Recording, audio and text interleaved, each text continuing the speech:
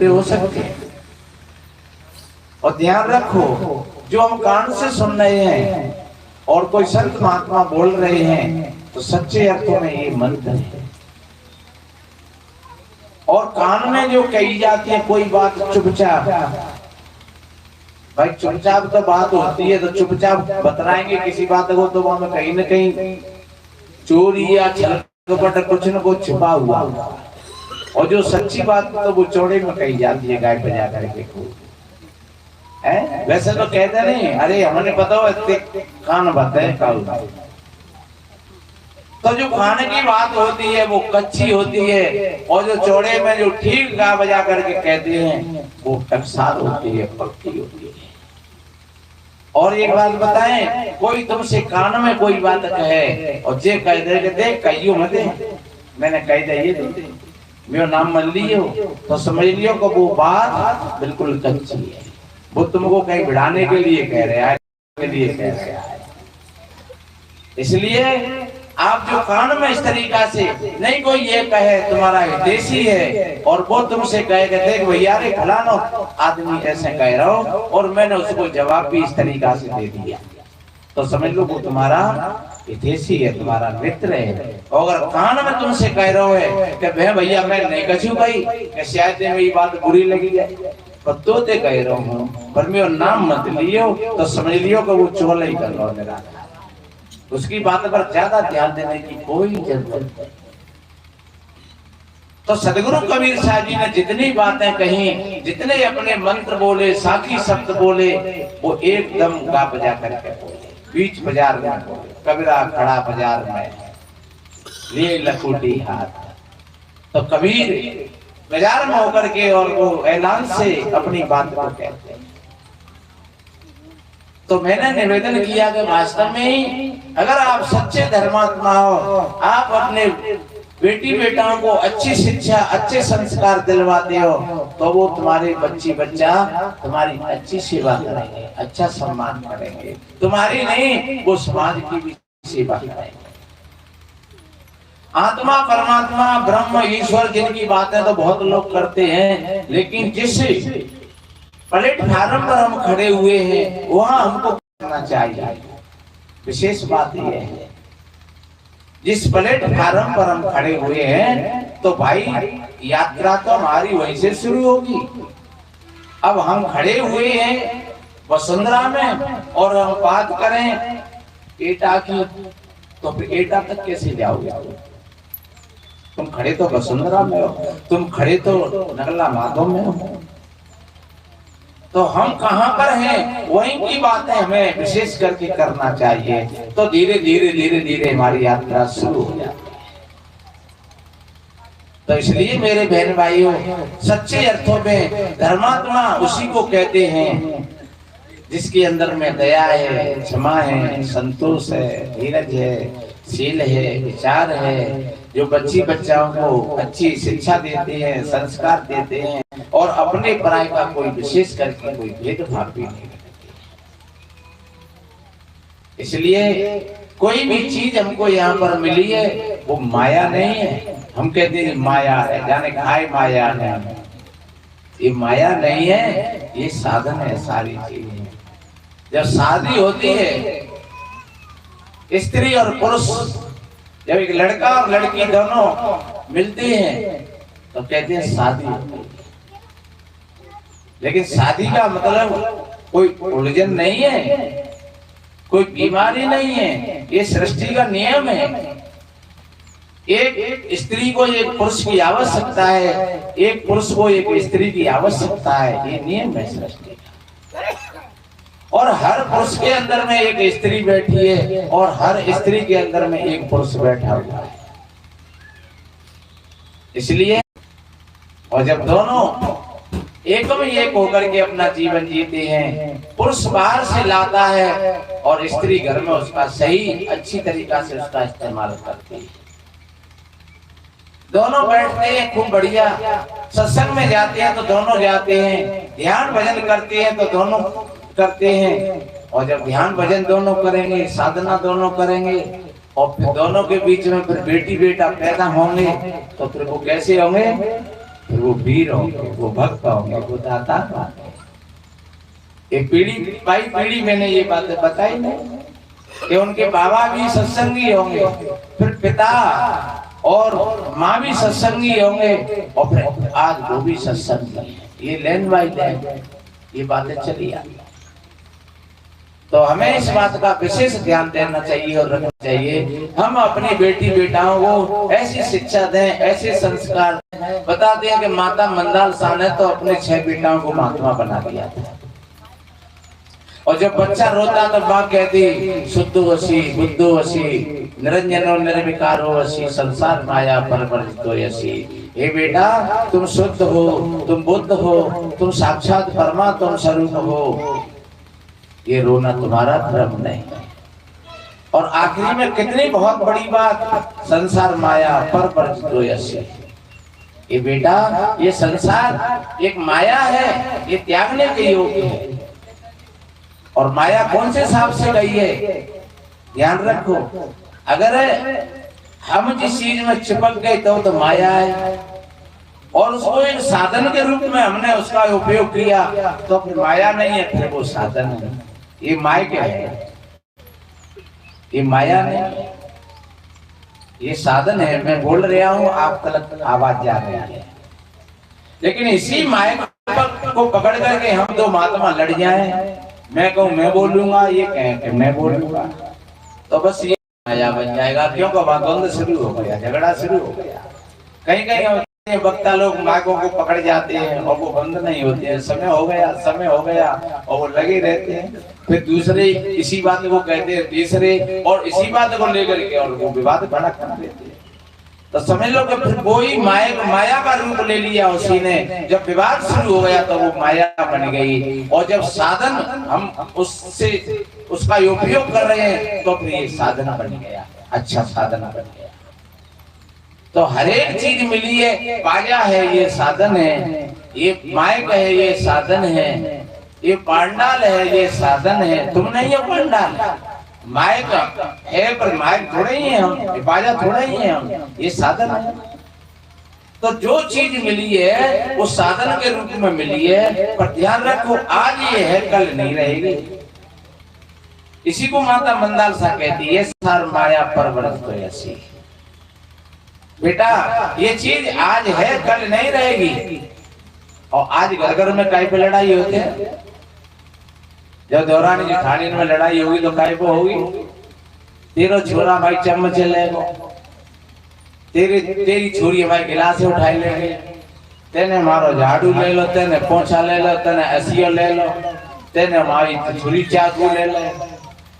तो क्या करो जाए फिर जब आदमी आए, विवाद हो गया तो चलो दीवार लगा दे के बीच में, और बढ़िया मकान अच्छा हो तो बीच में दीवार लग गई। अब ने तुम हमें देखेंगे और ने हम तुम्हें देखेंगे। काय के पीछे लग गई, 2-2 रुपया की चम्मच और गिलासों के पीछे। और वो माँ कैसी होगी, वो कहती है संसार माया परवर्तितो यसी। बेटा, ये संसार त्यागने के योग्य है, इसमें कभी उलझना मत। ये मिला है साधन के रूप में, तो बस साधन के रूप में समझना, ने साथ लेकर के आए और ने साथ लेके जाएंगे। सब यहाँ का यहीं पर मिला है और सब यहाँ का यहीं पर छूट जाएगा। ऐसी समता है हमारे चित्त में, तो हमारी साधना बन जाएगी। भाई भाई में प्रेम होगा, देवरानी जेठानियों में प्रेम होगा, परिवार में समता होगी, परिवार में ही नहीं फिर समाज में समता होगी। इसी को धर्म कहते हैं। एक भजन सुनाओ छोटा सा।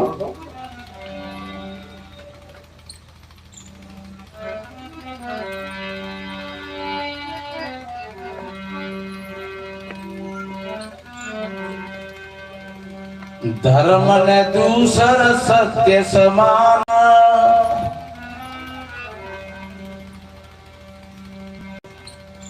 धर्म ने दूसर सत्य समाना,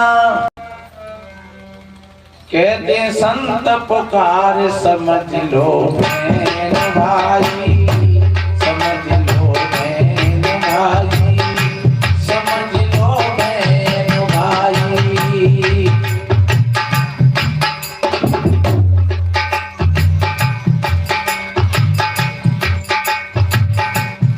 ओ सिख धर्म नहीं धर्म ईसाई, ये धर्म नहीं है, ये मत है, ये पंथ है। इन मत और पंथों ने तो समाज को बांट दिया है, तोड़ दिया है। आज से 400 वर्ष पहले सिख धर्म नहीं था। आज से 1450 वर्ष पहले इस्लाम धर्म नहीं था। 2024 वर्ष पहले ईसाई नहीं थे और 2600 वर्ष पहले बौद्ध और जैन भी नहीं थे। और हिंदू शब्द तो कोई शास्त्रों में भी नहीं आया। इसलिए ओ सिख धर्म नहीं धर्म ईसाई,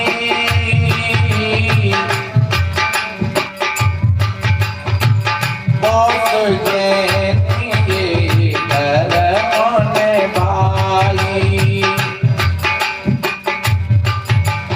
हिंदू और इस्लाम धर्म नहीं, हिंदू और इस्लाम धर्म नहीं है, सब मन के द्वार समझ लो बहनों भाई, समझ लो बहनों भाई। धर्म ने दूसर सत्य समाना, कहते संत पुकार समझ लो बहनों भाई, समझ लो बहनों भाई, समझ लो बहनों भाई।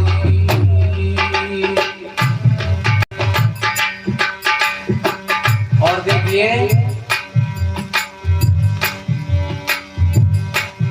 वो ब्राह्मण धर्म ने क्षत्रिय धर्म है,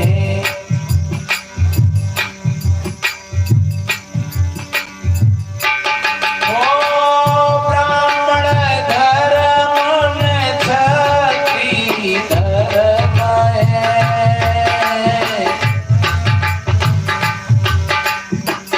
धर्म ने वैश्य शूद्र सब कर्म है, जाति पाति धर्म नहीं है।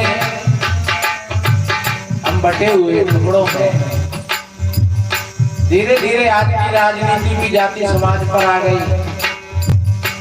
साधु संतों में भी देखा जाता है कहीं कहीं एक चीज का विरोध भी करते हैं और उसी चीज में फंसते चले जाते हैं। लेकिन सच्चे अर्थों में देखा जाए तो हम सभी भाई भाई हैं, कोई छोटा नहीं है और कोई बड़ा नहीं है। इसी भाव को लेकर के शास्त्रों में एकत्व भाव की चर्चा करी है कि सब में परमात्मा है। बाबा तुलसीदास जी ने अपनी भाषा में बताया,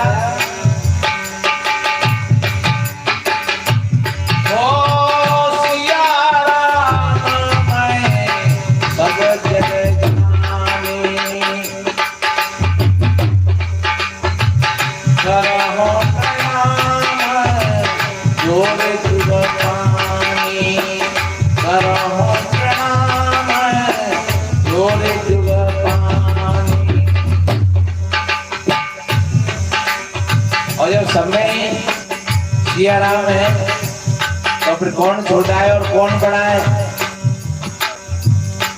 इसलिए अभी बताएंगे।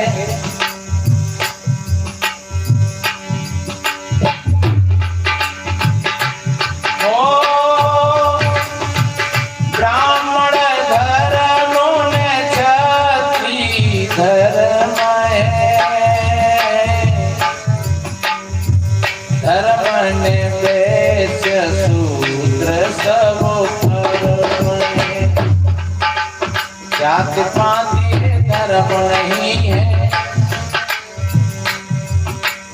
जाति पाति धर्म नहीं है। दुनिया के व्यवहार समझ लो बहनों भाई, समझ लो बहनों भाई। धर्म ने दूसर सत्य समान,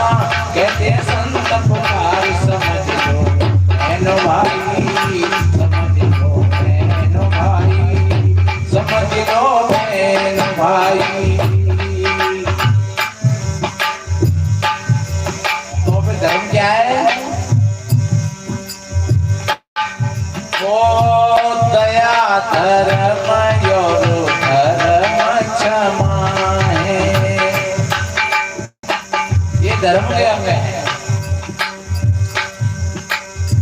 मनुस्मृति ने भी ये धर्म के 10 अंग बतलाए। धैर्य है, शौर्य है, शौच है, दया है, क्षमा है, ये सब धर्म के ही अंग बतलाए।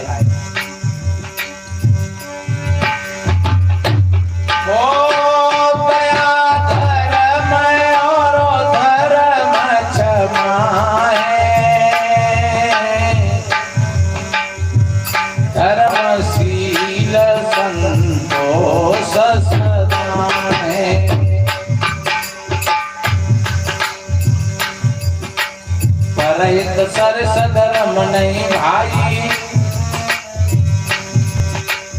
परहित सरस धर्म नहीं भाई, सब जीवों से प्यार समझ लो है न भाई, समझ लो है न भाई।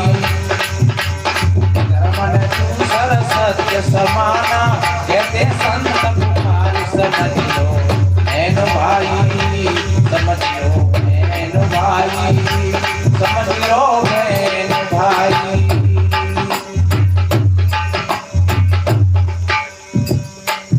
ओ जीवयात्मा धर्म सत्य है।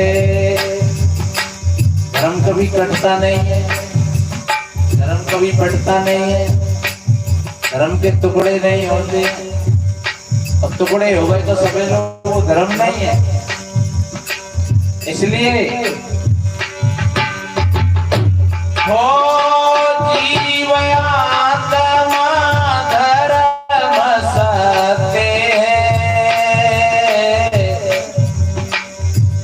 परम धर्म गुण ज्ञान नित्य है।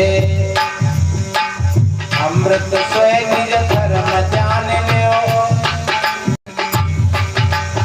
अमृत स्वयं निज धर्म जान लो, हे जाय बेड़ा पार समझ लो है न भाई, समझ लो है न भाई।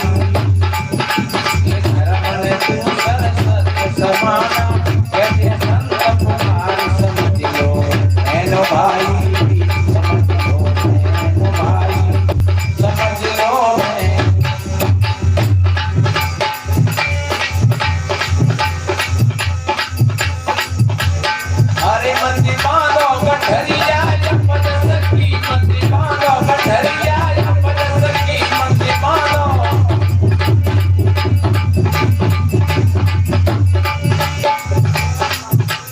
धर्म छोड़ी अधर्म को धारे,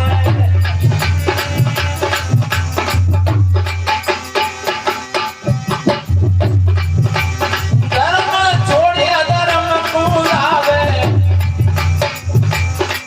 अरे नैया डुबावे जन्म भर की, हाँ नैया डुबावे जन्म भर की, मत मानो कठरिया,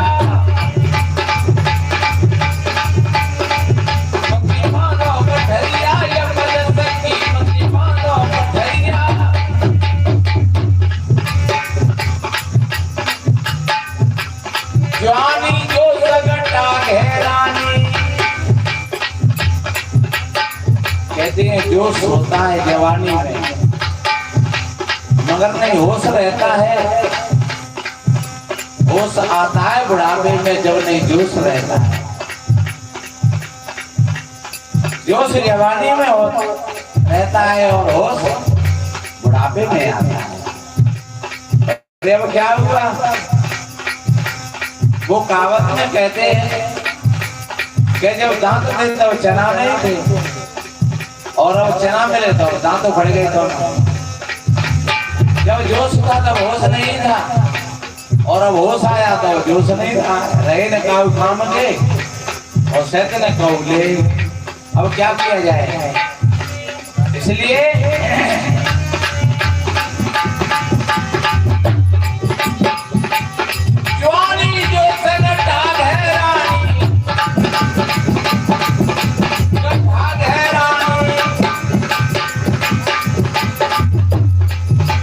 है बदनामी जन्म भर की, है बदनामी जन्म भर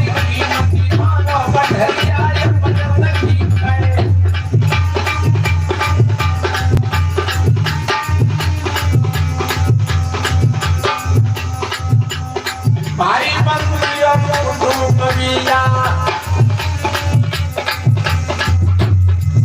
अरे सारी दुनिया मतलब किया सारी दुनिया मतलब की मतलब कठरिया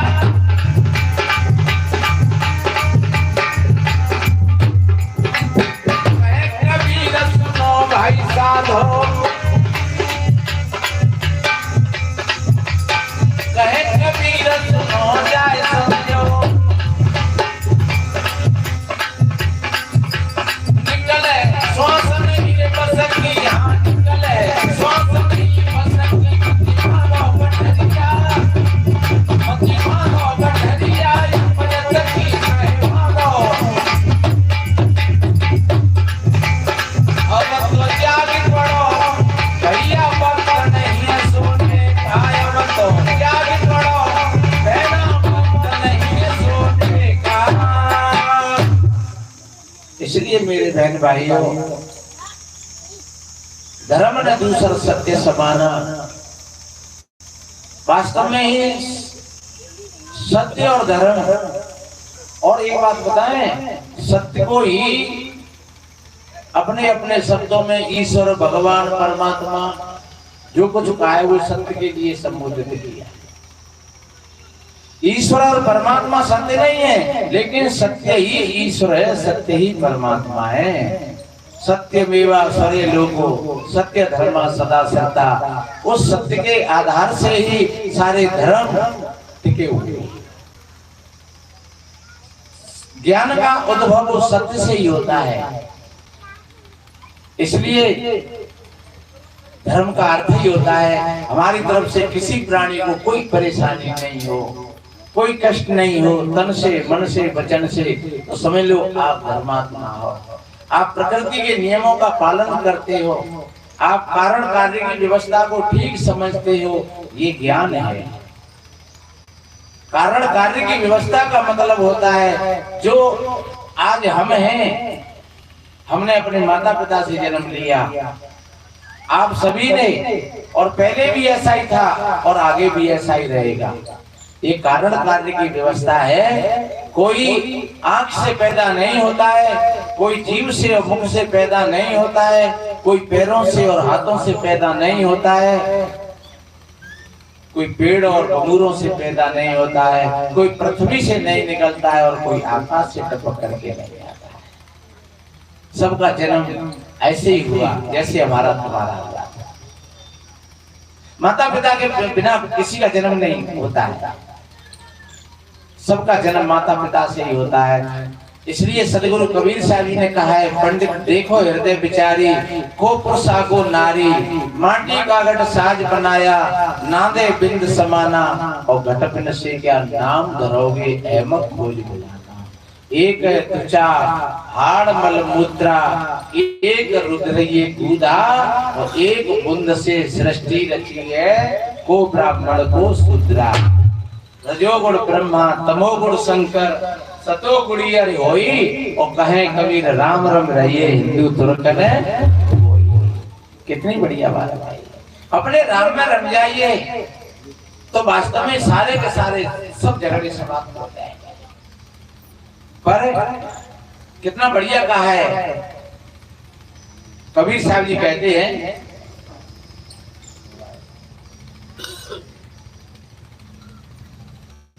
रामे सुमरे रण भिरे और फिरे और की गेल मानस केरी कोलरी ओढ़े फिरते बैल। हम राम का ही तो स्मरण करते हैं और चौपाई का पाठ करते हैं सिया राम में सब जग जानी। पर विचार करो हम गाली कौन से दे रहे हैं हम लड़े कौन से रहे हैं हम जेब कौन की काट रहे हैं हम छल कपट कौन से कर रहे हैं हम झूठ कौन से बोल रहे हैं। एक तरफ तो कह रहे हैं कि सिया राम में सब जगह जानी जब सब में ही सिया राम है और फिर हम सबसे झूठ बोल रहे हैं और छल कपट का पाठ खेल रहे हैं तो फिर कौन से खेल रहे हैं राम ही से तो खेल रहे हैं। इसलिए कबीर जी ने कहा राम ही सुमिरे और रण भिरे। राम का ही तो स्मरण करता है और राम से ही लड़ता है। लड़े कौन से रहे श्रेय और की गैर। देखिए प्रकृति का सिस्टम है। मछली पानी में रहती है, पानी के बिना बेचारी जिएगी नहीं, वो अपनी गैल में अपने घर में, लेकिन हम लोग जाकर के वहां भी उसको परेशान कर देते हैं। पशु जंगल में रहते हैं, हम लोग जाकर के उस जंगल में भी उनको परेशानी पैदा करते हैं। कोई बेचारा बढ़िया अपना खाए पी रहा और उसके खाने पीने में भी हमको बड़ी ईर्षा, बड़ा द्वंद्व तो हमारे अंदर में जलन रहती है कि कैसे कैसे ये व्यवस्था बने जिससे ये मामला इनका खत्म हो जाए। तो इसलिए मेरे बहन भाइयों, कितना बढ़िया कहा है, राम का ही स्मरण करते हो, राम से लड़ते हो आप हैं। कितने लोग कहीं कहीं देखते हैं कीड़ा मकोड़ों को खाका करके और अपना जीवन यापन कर रहे हैं। तो हम कहाँ कारण कारण की व्यवस्था को समझ पा रहे हैं, कहाँ हमने धर्म को समझा। भाई ठेका पर जा रहे हैं, शराब पी रहे हैं, मांस मछली खा रहे हैं, दूसरों की जेब काट रहे हैं, तो खाना गलत और बर्ताव व्यवहार गलत। किसी विद्वान ने कहा है, जैसा खावे अन्न और वैसा होवे मन, जैसा पीवे पानी तैसी बोले पानी। तनमन करता कौन खराब, अंडा मछली मांस शराब, क्या खाने से होगी भलाई, साग सब्जी और दूध मलाई। सब संतों ने यही बताया, सत्य अहिंसा प्रेम। तो ये धर्म नहीं है। हम वैसे उच्च कोटि के बनते हैं। एक पिता ने अपने बेटाओं को बुलाया और वो कह रहे हैं कि बेटा अपने धर्म को मत त्याग कर देना। मैं तो जा रहा हूं लेकिन अपने धर्म को मत त्याग देना। लड़काओं ने कहा, पिताजी तुम्हारा धर्म कौन सा है, तुमने तो कभी बताया ही नहीं हमको। बेटा सुनो, मैंने शराब भी पी है और मैंने खूब मुर्गा मछली भी खाए है, और बेटा मैंने खूब वेश्यावाजी भी करी है, लेकिन मैं आज तक किसी छोटी जाति के हाथ से मैंने कभी पानी नहीं पिया है। उसने कौन सा धर्म मान रखा है कि किसी तथा अलांगों कोई छोटा नहीं है। देखो क्या बता रहा है अपने बेटाओं को, मैंने मांस भी खाया है, शराब भी पी है, वेश्यावाजी भी करी है, लेकिन मैंने किसी छोटी समाज के व्यक्ति के हाथ से पानी नहीं पिया है। ये धर्म, ध्यान रखो, सच्चे अर्थों में ये धर्म नहीं है, ये भ्रष्टता है, ये धर्म है। इसलिए सदगुरु संत बताते हैं कि हमें अपने धर्म में भगवान कृष्ण कहते हैं कि हमें अपने धर्म में जीना बहुत अच्छी बात है। और एक बात बताएं, ये तो थोड़ी सी बाहर की, थोड़ी देर बाद बाल पूजा कर ली है, थोड़ी देर और सुन लो, फिर अबे कोई मत आइए, चलो बैठ। हाँ, जब एक काम होता है ना तभी अच्छा होता है, और एक संग दो काम है जाते हैं, मामला बिगड़ जाता है। इसलिए पहले सत्संग सुन ले और फिर बाद में पूजा कर। तो कहने का तात्पर्य ये धर्म नहीं है। धर्म का अर्थ होता है दया धर्म है, और धर्म क्षमा है, धर्मशील संतोष सदा है। ये धर्म का जो रहस्य बहुत बड़ा गुण है, इसको बड़े बड़े लोग चूक जाते हैं।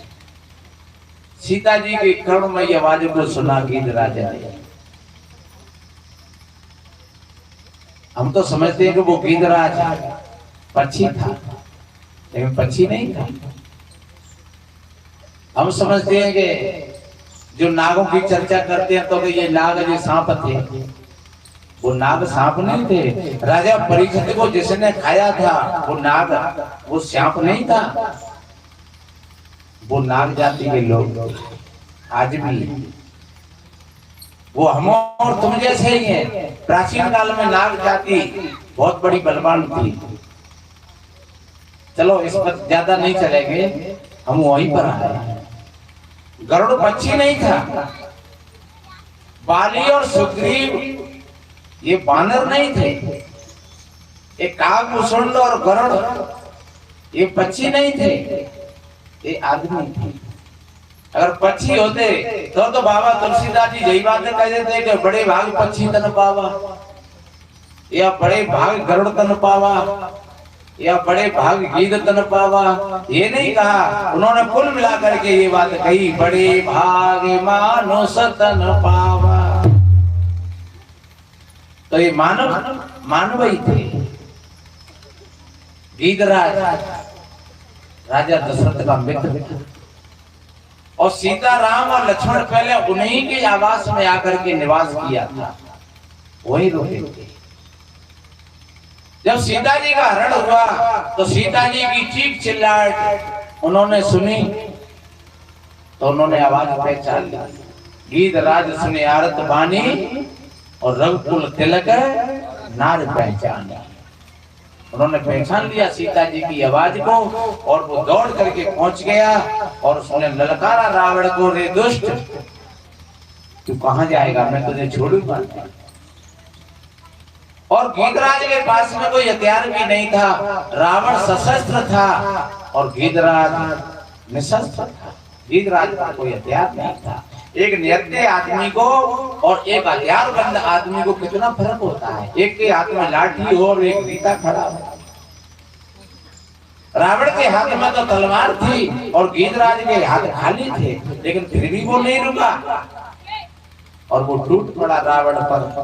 उसने खूब घमासान युद्ध किया, रावण को भी पराजित कर दिया एक बार के लिए। तब रावण ने तलवार खींच करके और गीधराज के दोनों कंधाओं को काट दिया और घायल होकर के गिर गया गीधराज।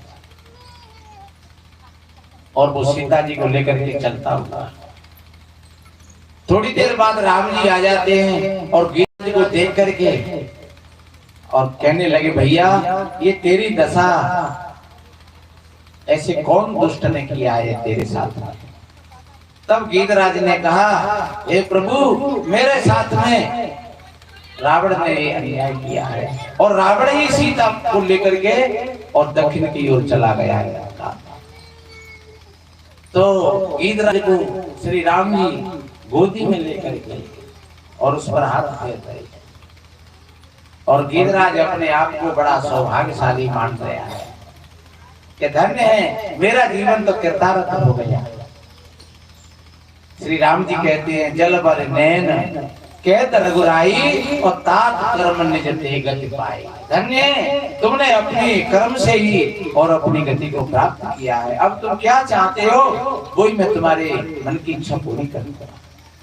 बोले कुछ नहीं, अब यहाँ से आगे मुझे कुछ नहीं चाहिए। और ध्यान रखो कितना बढ़िया कहा कि परहित सरे सधर्म नहीं भाई, पर पीड़ा सम नहीं अगुमाई। परहित लागी तजै जो देही, संतत संत प्रशंसय देही। गीधराज ने पुरुषार्थ की यज्ञ में और अपने प्राणों की आहुति दी। धन्य ऐसे वीर पुरुषों के लिए, ऐसे ही लोगों को धर्मात्मा कहते हैं। एक प्रसंग और है, जब द्रौपदी सभा में चिल्लाए रही, उसका वस्त्र हरण हुआ और सभा में चिल्ला रही है। कहीं पितामह के पास में सामने जाकर के, कहीं द्रोणाचार्य के पास सामने जाकर के, कहीं कृपाचार्य के सामने जाकर के, और धृतराष्ट्र तो वो अंधे थे सज्जनों, लेकिन कोई नहीं सुन रहा, सभी अपनी नार नीचे नवा गए। तब द्रौपदी ने कहा, एक कायरो आज मेरा अपमान नहीं हुआ है, या समस्त नारी जाति का अपमान हुआ है और मैं शराब देती हूं। तो गांधारी बीच में आ जाती है, बेटा क्षमा करो क्षमा करो क्षमा करो क्षमा करो। भीष्म पिता के पास में वो शक्ति थी, अगर खड़े होकर के उंगली उठा देते तो किसी में ताकत नहीं थी। लेकिन परिणाम क्या हुआ?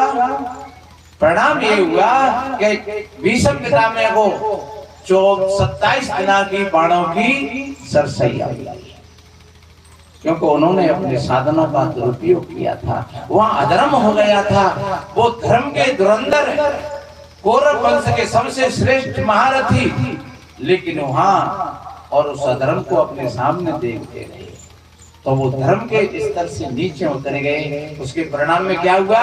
उसके परिणाम में उनको 27 दिनांक की बाणों की सरसैया मिली। तो मेरे बहन भाइयों, गीधराज ने अपने साधनों का उपयोग किया, इसलिए उनको श्री राम की गोद मिली, और भीष्म पिता ने अपने साधनों का दुरुपयोग किया, इसलिए उनको बाणों की सरसैया मिली। आप ध्यान रख लेना, हमारे पास में ये शरीर है, ये साधनों का धाम है। किसी भी साधन का अगर आपने दुरुपयोग किया तो समझ लो कि आपने अधर्म कर दिया। ये आंखें हमारी ये साधन है, यानी आंखों से अगर तुम ठीक देखोगे अच्छा तो आप धर्मात्मा हो। अगर इन आंखों का गलत उपयोग किया तो आपको आंखों के माध्यम से आपको परेशानी उठानी पड़ेगी। ये ध्यान रखो, जिस साधन का हम दुरुपयोग करेंगे वही साधन हमारे लिए दुख का कारण बनेगा। ये हाथ हैं हमारे, इन हाथों से हमें इसका अगर हाथों का दुरुपयोग किया तो इसका परिणाम हाथों के माध्यम से मिलेगा। ये हाथ सेवा करने के लिए मिले, ये आंख हमको संत महापुरुषों के दर्शन करने के लिए मिली, ये कान हमको संतों का सत्संग श्रवण करने के लिए मिले हैं, ये मुख और जिह्वा हमको अच्छा भोजन और अच्छी वाणी बोलने के लिए मिला है, ये पैर हमको अच्छे रास्ता पर चलने के लिए मिले हैं, और ये मन हमको अच्छे विचारों के लिए मिला है, ये चित्त है हमारा अच्छी खोज के लिए मिला है, बुद्धि है अच्छी निर्णय करने के लिए मिली है। तो इसलिए जब हम एक एक चीज का बढ़िया उपयोग करेंगे तो फिर हमारा ये साधन बन जाएगा। और यही रामायण बताती है, यही गीता बताती है, यही सारे के सारे शास्त्र बताते हैं, लेकिन हम नहीं समझ पाते हैं। हम रोज रामायण पढ़ते हैं, गीता पढ़ते हैं, लेकिन पढ़ते चले जाते हैं, उनको हम ठीक समझ नहीं पाते। जो ठीक तरीका से समझ लेते हैं इन सारी चीजों को, तो धर्म में धर्म की चर्चा करिए सब लोगों ने कि वास्तव में धर्म कैसा होता है। एक भजन और सुना है, देखो।